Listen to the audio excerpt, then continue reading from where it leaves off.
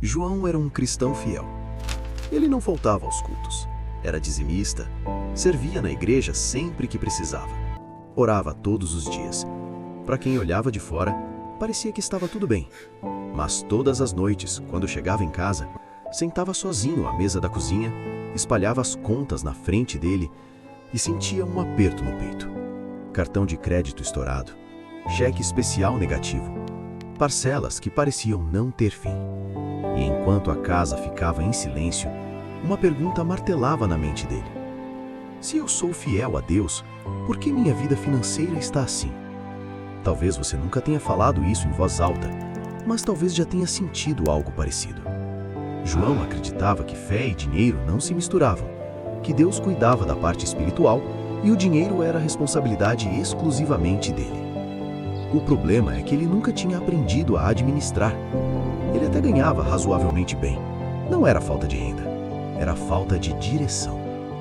Ele gastava sem anotar, comprava por impulso, parcelava porque cabia no mês e evitava olhar o saldo real da conta.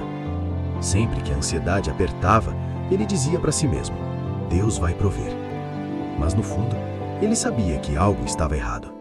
Até que um dia, lendo o livro de Provérbios pela manhã, um versículo chamou sua atenção de forma diferente. Os planos bem elaborados levam à fartura. Muito obrigado. Planos. De nada. Aquela palavra ficou ecoando na mente dele. Ele tinha fé, mas não tinha planejamento. E naquele momento, ele percebeu algo importante. Fé não substitui responsabilidade. Naquela noite, João fez algo que evitava havia anos. Ele decidiu encarar a realidade. Pegou papel, caneta e começou a anotar tudo. Salário, despesas fixas, parcelas, dívidas, assinaturas esquecidas. Quando terminou, ficou em silêncio. O problema não era pequeno, mas também não era impossível. O que mais assustava não era o valor, era perceber o quanto ele tinha vivido no automático. Foi ali que ele entendeu o primeiro princípio. Ele não era dono do que tinha, era administrador. Se tudo pertence a Deus, então cada recurso que passa pelas nossas mãos é uma responsabilidade espiritual.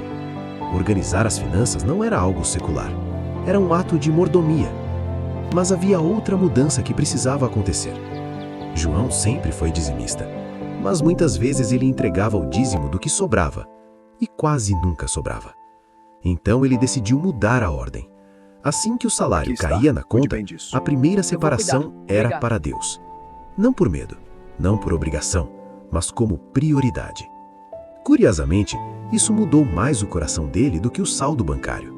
Ele começou a pensar antes de gastar, planejar antes de decidir, orar antes de assumir compromissos. Ele entendeu que colocar Deus em primeiro lugar não elimina a necessidade de organização, mas alinha o coração. De nada. Depois disso, João começou a observar um padrão perigoso na própria vida. Ele comprava quando estava ansioso, comprava quando estava cansado, comprava para aliviar emoções. O problema nunca foi apenas dinheiro, era falta de domínio próprio. Então, ele criou uma regra simples. Toda compra não essencial precisava esperar 24 horas. Se depois de um dia ele ainda achasse necessário, então avaliava novamente. Muitas compras simplesmente deixaram de acontecer. E ele aprendeu algo poderoso. Se você não governa suas emoções, o cartão governa você. Chegou então o momento mais difícil: encarar as dívidas de frente. Ele listou uma por uma: valores, taxas de juros, prazos. Era desconfortável, dava vergonha. Mas ele percebeu que vergonha não paga dívida.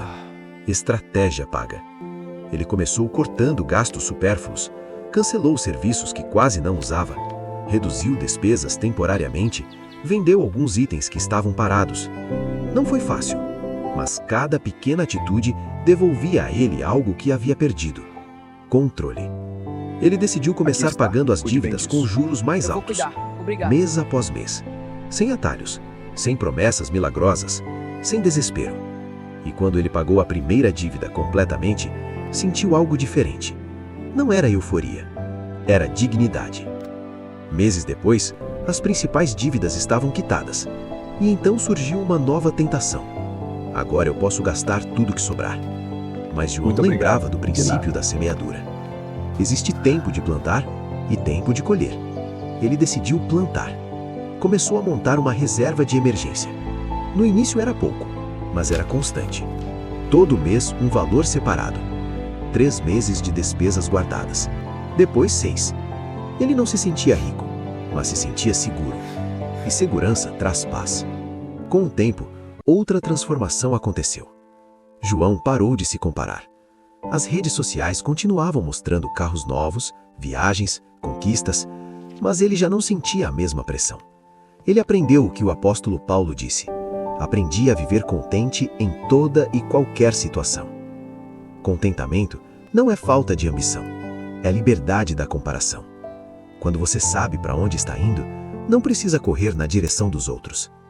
E algo inesperado aconteceu. João começou a ser generoso com alegria. Antes, qualquer oferta parecia pesada. Agora, ajudar alguém trazia satisfação.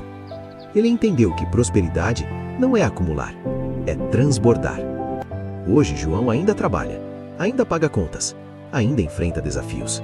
Mas ele não vive mais escravo do dinheiro. Cuide bem disso. Ele vive com um Eu vou cuidar. propósito. Obrigado. Ele aprendeu que organizar as finanças com princípios cristãos não é sobre enriquecer rapidamente.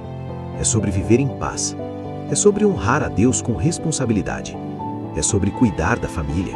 É sobre ter liberdade para dizer não ao que não importa. Prosperidade verdadeira não é quanto você ganha. É a paz que você sente ao deitar a cabeça no travesseiro. Muito obrigado. É De saber nada. que você está administrando bem aquilo que Deus confiou a você. Talvez hoje você esteja exatamente como João estava: confuso, endividado, ansioso. Mas a mudança começa com uma decisão simples: encarar a realidade. Colocar Deus em primeiro lugar. Planejar. Agir com sabedoria. Ter domínio próprio. E confiar enquanto faz a sua parte.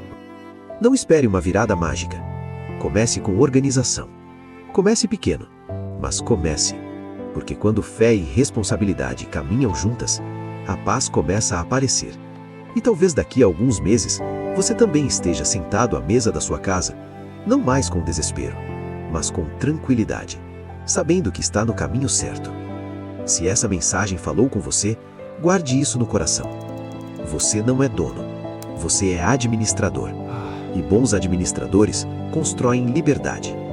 Que Deus abençoe suas finanças e que você viva a verdadeira prosperidade, aquela que começa no coração e se reflete na forma como você administra tudo que recebe.